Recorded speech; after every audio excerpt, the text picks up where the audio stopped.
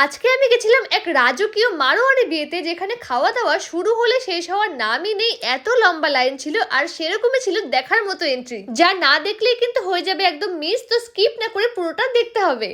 তো আজকে আমরা গেছিলাম কোচবিহার গুলমোহর রয়্যালসে, আর সেখানে কিন্তু ছিল এক মারোয়ারি বিয়ে। আর মারোয়ারি বিয়ে বলতে আমরা যা বুঝি সব ভেজ মেনু, কিন্তু ভেজের মধ্যেও যে এত রকম আইটেম হতে পারে আর এত টেস্টি হতে পারে সেটা হয়তো এখানে না আসলে আমরা বুঝতেই পারতাম না। তো চলো ফার্স্টে খাবার দিয়ে শুরু করি যে আজকের মেনুতে কি কি ছিল। তো শুরুতেই ছিল কিন্তু আমাদের খুব পছন্দের ভেজ মোমো, আর তার পাশেই ছিল ভেজ চাউমিন, আর তার সঙ্গে ছিল চিলারা।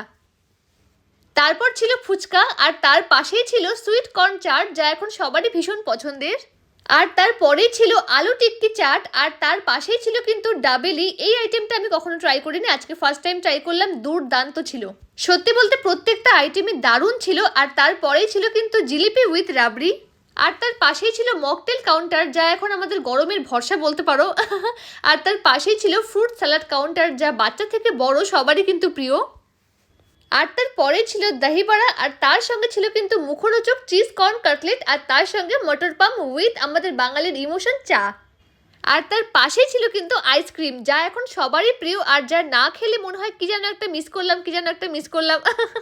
আর তারপর ছিল গরম গরম পুরি, তার সঙ্গে লাচ্ছা পরোটা, বাটার নান, আর তার সঙ্গে ছিল কিন্তু রুমালি রুটিও। তার সঙ্গে ছিল মিক্সড ভেজ, সঙ্গে তড়কা, তার পাশে ছিল শাহি পনির, আর তার সঙ্গে ছিল আলুর দম।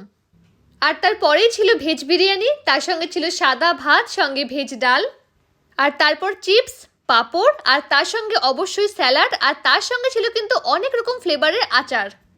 তারপর কেশরিয়া মালাই চপ, তার সঙ্গে ছিল গুড়ের রসগোল্লা, তার সঙ্গে বাদাম কাটলি, আর তারপর ছিল আমাদের প্রিয় রাবড়ি।